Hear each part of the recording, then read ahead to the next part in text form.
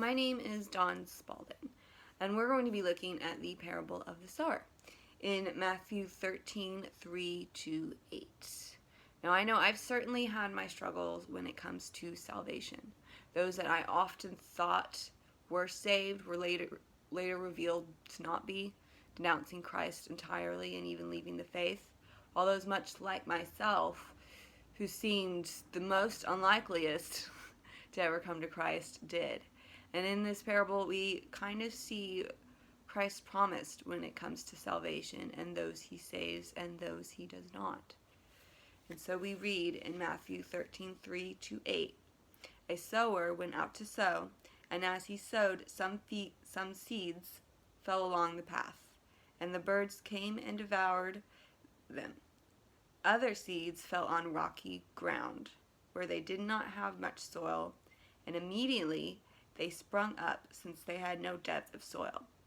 But when the sun rose up, they were scorched, and since they had no root, they rotted away. Other seeds fell among thorns, and the thorns grew up and choked them. Other seeds fell on good soil and produced grain, some 100-fold, some 60, some 30. And so Jesus actually explains this parable in verses 18-23 later on in the chapter as, when anyone hears the word of the kingdom and does not understand it, the evil one comes and snatches away what has been sown in their heart. This is what was sown along the path. As for what was sown on rocky ground, this is the one who hears the word and immediately receives it with joy, yet he has no joy in himself, but endures for a while. And when tribulation or persecution arises on account of the word, then he immediately falls away. As for what was sown among the thorns, this is the one who hears the word, but the cares of the world and the deceitfulness of riches choke the word, and it proves unfruitful.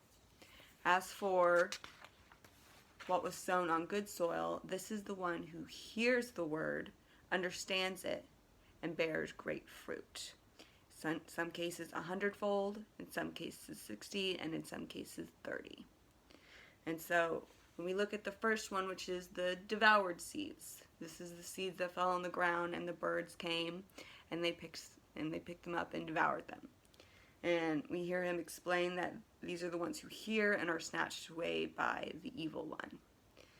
And so there will often be many believers around us who do not quite feel that urgency to come to Christ. They've heard his word, but for some reason they seem to drift away, or in this case get snatched away.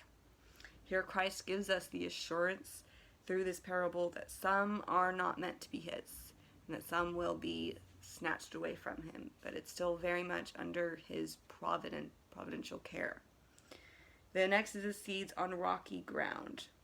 These are the seeds that lack good soil and roots, and when the sun rises up, it scorches them. Jesus describes that tribulation and persecution will rise up and will essentially break their faith. And I've known quite a few people where I feel like that one in particular is theirs. And if I'm being really brutally honest here, I think this is the one I fear the most myself. That when trials occur or tribulation occurs or things start to get hard, that I'm just going to utterly fall away and fall into faithlessness, possibly even denounce him. Our third one is the seed amongst the thorns. Jesus describes the thorns as being the cares of the world. And so we kind of see here that we live in a pretty confusing world and an even more confusing time. And there's often this competition for attention when it comes to the world and Christ. And here he reminds us that there will be those who get, much like the thorn in the seed, choked away by the cares and passions of this world. There's great hope for us that even these things are still under the providence of God. And there will be those who delight in this world and those who delight in Christ. And the last one we have is the fruitful seed, which is the seed that is produced on good soil and will produce many fruits. No thorns will prevent it from growing. No sun will scorch it, making it dead. It will grow and produce great fruit.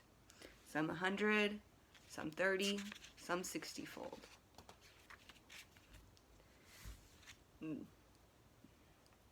And so I think it is important for us to remember when we look at this parable that we are given a steady hope in the everlasting providence of God, and that there is not a single hair on our head and not a single person who denounces him or proclaims him as Lord that is beyond his